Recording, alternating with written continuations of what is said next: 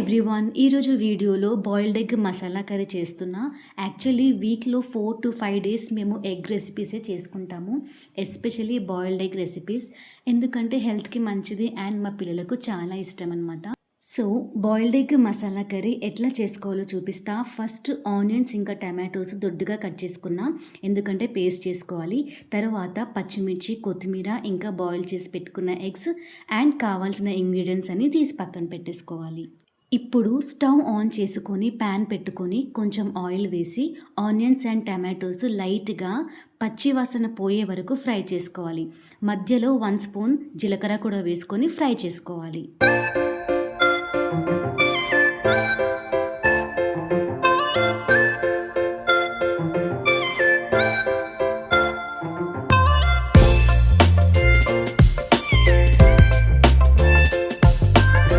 Fry అయిపోయాక జార్లోకి తీసుకొని పేస్ట్ చేసి పక్కన పెట్టేసుకోవాలి.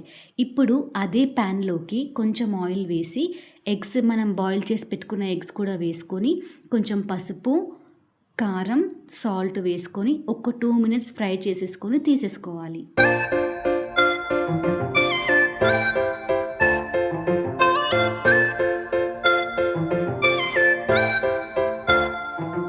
ఎగ్స్ తీసేసినాక సేమ్ అదే ప్యాన్లో ఆయిల్ వేసి ఆయిల్ హీట్ అయినాక 2 పచ్చిమిర్చి అండ్ మనం పేస్ట్ చేసి పెట్టుకున్న ఆనియన్ టమాటో పేస్ట్ వేసుకోవాలి.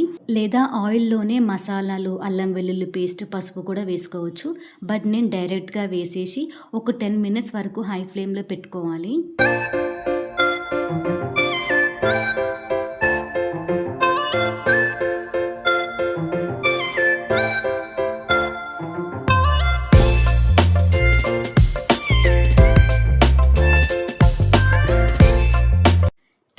తర్వాత కావాల్సిన ఇంగ్రీడియంట్స్ అని వేసుకోవాలి.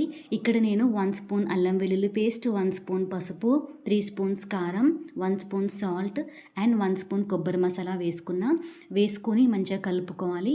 ఒక 5 minutes ఉంచితే ఆయిల్ అంతా పైకి వచ్చేస్తుంది. ఆయిల్ పైకి వచ్చినాక 1 స్మాల్ గ్లాస్ వాటర్ వేసుకొని ఒక 5 minutes బాయిల్ చేసుకోవాలి.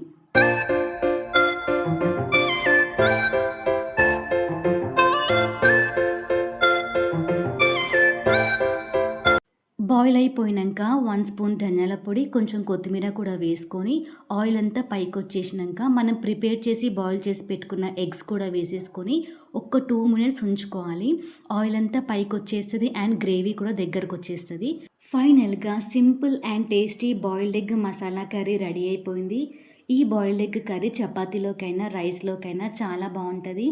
అండ్ ఈ బాయిల్డ్ ఎగ్ మసాలా కర్రీ ఎలా ఉందో కమెంట్ చేయండి. And thank you so much for watching my video. ఇంకా ఎవరైనా సబ్స్క్రైబ్ చేసుకోకపోతే please go and subscribe. Thank you.